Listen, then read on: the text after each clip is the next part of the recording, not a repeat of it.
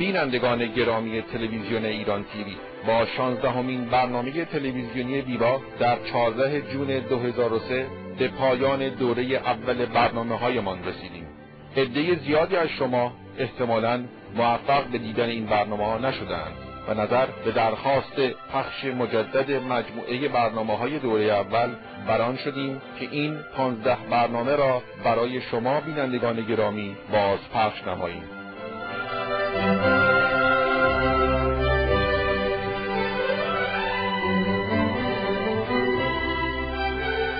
سلام، خوش آمدید به 8مین برنامه ویوا.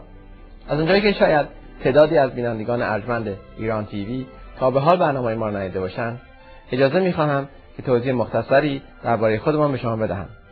من بابک امامیان، بنیانگذار British Iranian Business Association که به فارسی ما به خودمون میگیم انجمن مدیران ایرانی مقیم انگلستان و مختصر به خودمون ویوا میگیم. ویوا پس از 9 سال فعالیت دائم در انگلستان به خوبی شناخته شده است. علت تهیه این برنامه معرفی ویوا به دوستان عزیز ما در آمریکا است، با امید آنکه این باعث گسترش روابط اقتصادی بین ایرانیان مقیم انگلستان و ایرانیان مقیم آمریکا بشود. حال اجازه بدهید بپردازم به برنامه امشب. همینطور که در برنامه‌های شب‌های قبل توضیح دادیم، به نظر ما معرفی انگلستان باید فقط از زاویه کاخ باکینگهام پلس، موزه مادام توساد، گردشگاه هاید پارک یا سطح بیگ بن نباشد، بلکه به انگلستان باید از 3 زاویه مهم نگاه کرد. اول اینکه به انگلستان به چش یک بانک بزرگ باید نگاه کرد.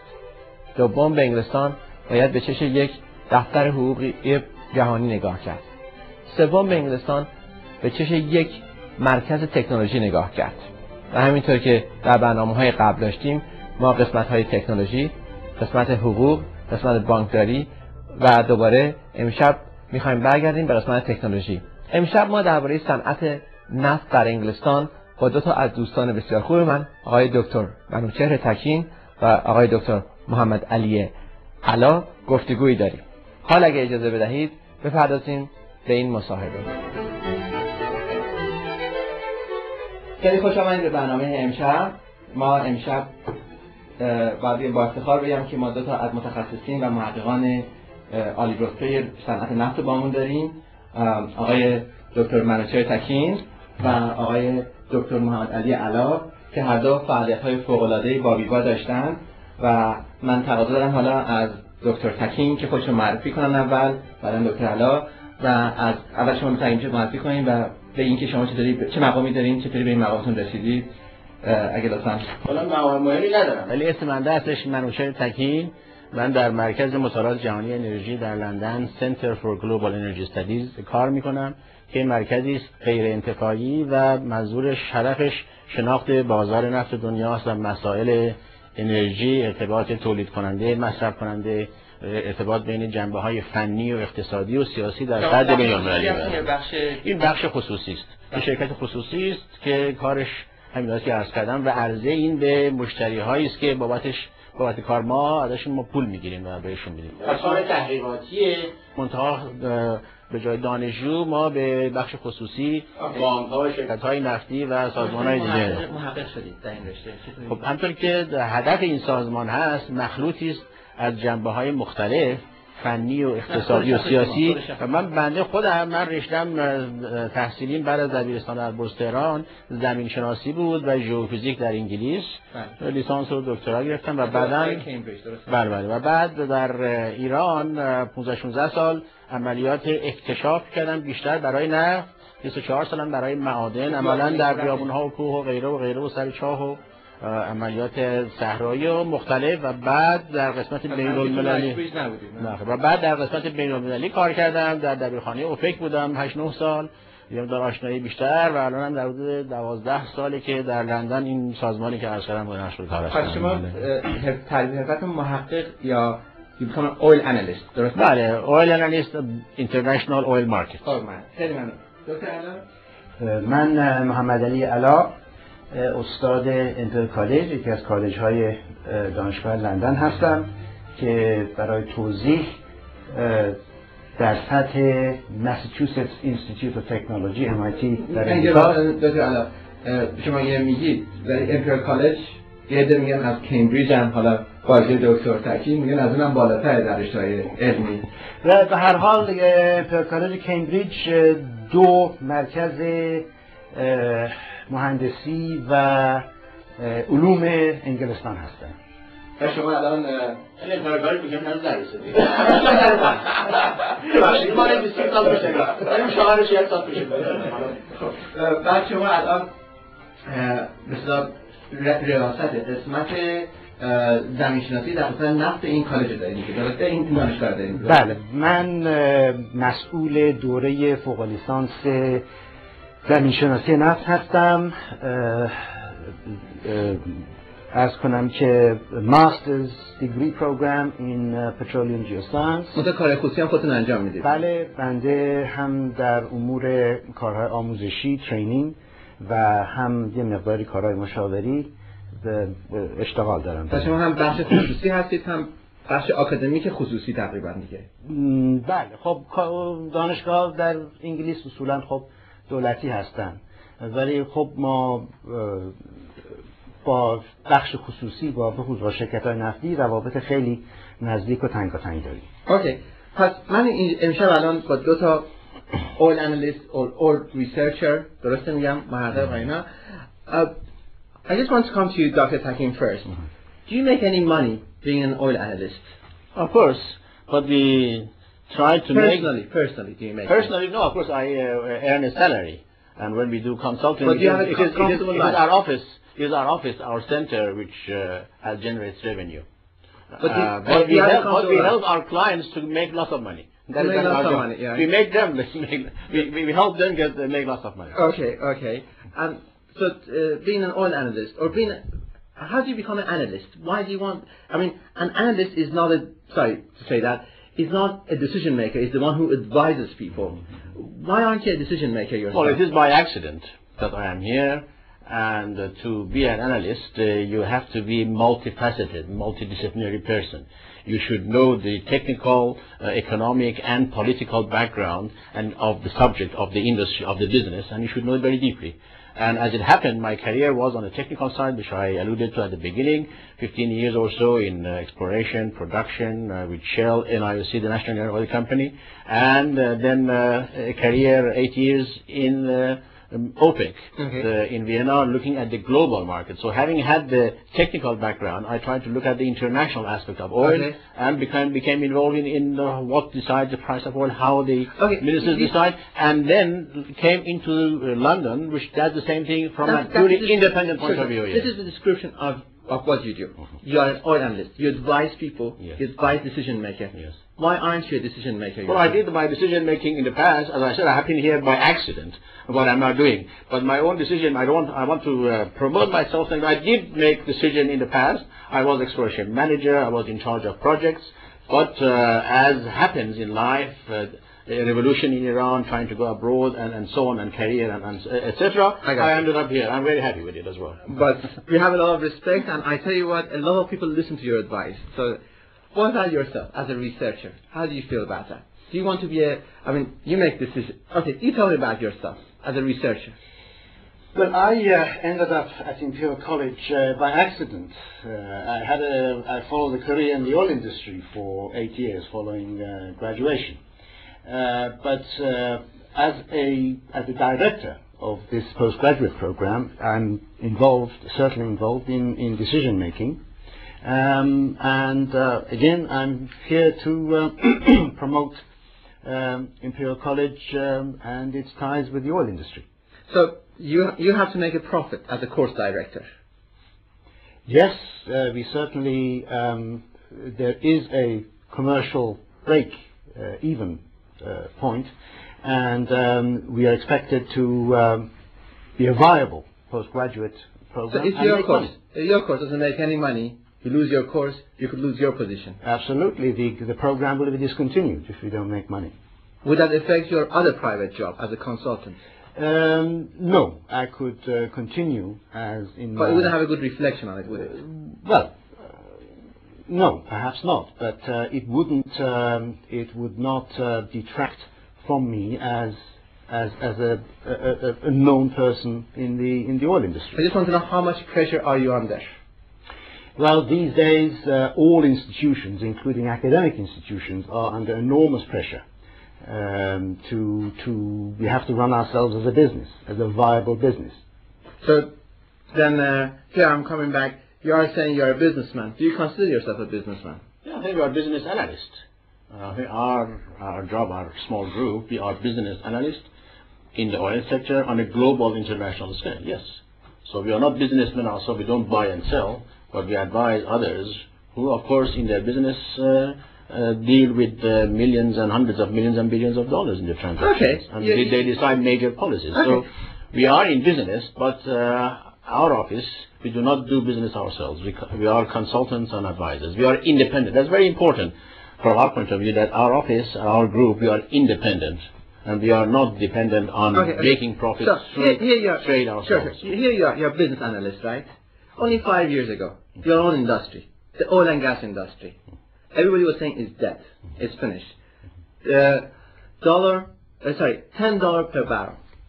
$10 for every barrel of oil. And people said it's finished, there's no future, there's no more Seven Sisters, nothing. So you tell me, as a business analyst, is there a future in oil industry? Well, definitely there is a future. But oil industry is a cyclic business.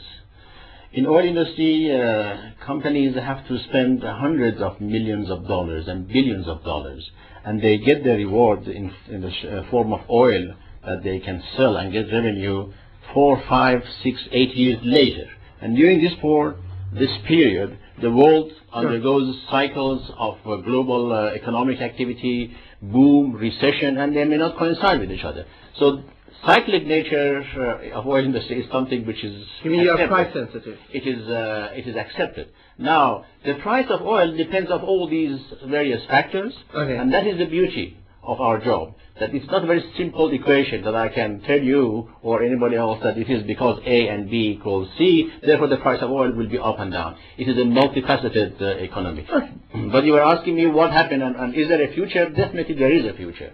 Just to let you know... well, you would say that. You're in oil industry. No, I just want to confirm it for you once more, that in 1998 there was an article in The Economist which said the price of oil should come even less than $10, and the actual level of price of oil is $5 a barrel. Which of course now we see how much out of price it was. But it's not the price which is, in fact the price is low, it would make the industry to last longer. It is the need for oil, the way the whole global industrial economy depends on oil that we cannot get away from it. And therefore there is a future. That's what I'm trying to say. Dr. Takin says win-win situation in your industry, in oil and gas industry. Where are the opportunities? In the UK, you tell me. Well, as a career, I think the oil industry offers a young person graduating from a course like us a very exciting career. It includes, if you join a major oil company, it includes travel to abroad, being involved in interesting projects, studying different parts of the world, and generally it offers great prospects to a young person with the right sort of background. So this is as a career? As a career. But what about if you want to invest, or if you're already, as an investor, is there opportunities for small people to invest in this business, to become a service sector to the oil industry? Yes, there are opportunities. The oil industry is too big for an individual to become involved in exploration and production activities. I mean the upstream, that's what you refer to? Yes, that really is the job of the oil companies. But as individual investors, one could, for example, invest in stocks and shares in the oil companies, or provide services to the oil industry. And there are periods of, as Dr. Takin said, there are periods of recession, there are periods of boom, and altogether it's an exciting industry to be involved in. So is there particular opportunities in production or exploration in UK right now in oil industry for companies? Should people get involved in it? Should people take careers in it? As a career, certainly. You think there's a good future? Yes, because well paid. well paid, and the demand for oil and gas will continue for the next 25 to 30 years. Okay, thank you very much. Dr. Hakim, UK is the center for not oil technology and exploration and production. We've known for a very long time it's been a center for dealing in oil. Yes. Why is that? Well, this is really goes back historically, that since the previous centuries, in fact the 19th century, even before that, and the days of the British Empire, when they ruled the world, all the transactions of raw materials in different parts of the world, major agricultural commodities, precious stones, diamonds, and so on, have always been traded in London. It has been a major banking center of finance, and I think even now, although the United States has been a major center, and it still is a major center of oil business, oil transaction, but if I want to have information on an international level, even on Latin American oil companies, I can find a representative office, and I can find more information, individuals in London that I can contact. So in practice, it has become a center, as well as, of course, the trade of oil in the stock market, in the actual oil exchange, which in addition to New York, London is also a major one. So if you were advising your own son to go into oil industry sector, would you advise him to go in exploration and production, or you go in trading? Which one would you advise? Well, it depends on his own personal taste. If he's a bit adventurous, would like to go and get to hostile environment, camping, mountaineering, exploration, or awkward life, being at the well site in a very unfriendly and hostile environment, of course he could do that. But if he is more interested in a business aspect from the beginning, then he definitely should go through that. But again, to go to that, one cannot attend a course and be an expert through university. It does require entering the industry at different levels and then reaching to the position that he or she would like to take part. Okay. Now, since we're at this point, I'd like to ask you this question with you. The oil industry and politics or politicians are so intertwined so much. I don't know, for some reason this industry is so much involved politically. Is this good? Is it healthy for this industry to politically so involved? Well, I shouldn't comment on good or bad. It's a reality. I think when looking at the most international commodities, international businesses at a global level, they do involve international politics. If a government in one country changes from one party to another, the rules and regulations and competitive position of the company, depending on whatever, my company will change. So I have to get involved in that. But oil industry is a huge commodity. And going back historically, unfortunately, and it is true, it has been misused, it has been used as an issue of colonialism. It's not just rhetoric, these are now facts. So in our minds, the way you are referring to, really you are thinking of that. You are thinking of the early 20th century, mid-20th century, the nationalization, the way oil cartels, the way in the United States there were the oil cartel that early last century, the Congress broke it down. So there are, and how they used to influence governments and so on around the world. So that has changed. It still is important, but it happened because it was Dr. Packing says you have to just listen to CNN and how they involve oil and politics. What is your opinion about it? Yes, certainly. And as far as the technical aspects of the business are concerned, UK has been a centre of excellence in petroleum exploration and training, teaching, research since the beginning of the 20th century. What about the political aspect of oil industry? Yes, I wouldn't disagree with that. Oil and politics are inseparable. So do you know politicians because of oil? Personally, no, not many politicians, because I'm involved in the technical aspects, in upstream exploration and production activities. So no, I don't. Every day I don't come across politicians. So you don't come across. But would it help your career if you came across politicians who did something with oil industry? Well, certainly it would help to attract, for example, funding and financing for research projects. Yes, we could use all the help we can get. Okay. Now I want to go to the main reason for tonight's meeting. Is linking the UK and US businesses and in oil sector. How can we link? And I know you have a lot of academic link with US. If you could elaborate on that, and if you could explain how further we could link with UK oil industry sorry, U.S. oil industry and U.K. oil industry, how they could link even further than what they are doing right now? The industry? In the industry, academia, yourself, academia, whatever. Yes, I mean, we would like to encourage U.S. Residents, be they Americans, Iranians, or whatever, to come to the U.K. and study in our academic institutions. Why should they come? Because we provide an excellent course, and it competes very well with what the American universities produce. And all the major companies, from the largest to the smallest, come to our institution and recruit from it. Ah, that's very good.